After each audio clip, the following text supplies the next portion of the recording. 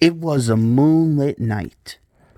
Henry was taking a goods train to the station by the lake, murmured Edward.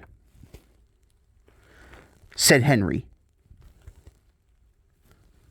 But Henry was wrong. Cried Henry,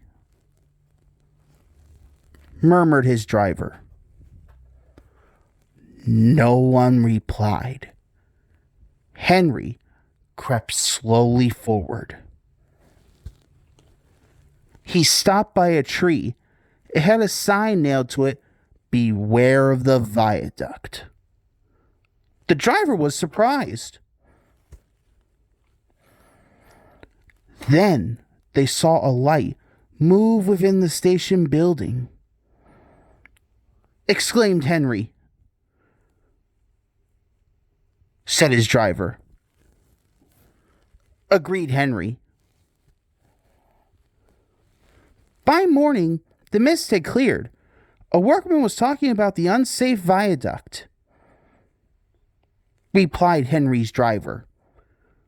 Later that day, he spoke to Henry. Henry really didn't want to. But when nightfall came, he was sizzling nicely. Suddenly, an owl hooted, and then Gordon thundered by. Said a freight car. Snapped Henry. But he was. A little later, the fog came down. As they approached the same area, they saw the amber light again. Said Henry's driver. Then, unknown to Henry, the gates mysteriously closed by themselves, and the signal went red. The freight cars had seen everything, and they were spooked. Cried Henry. A mysterious figure watched Henry go by. Ahead was a landslide blocking the line. Henry braked hard, but the freight cars hit some of the rubble and plunged into the ravine.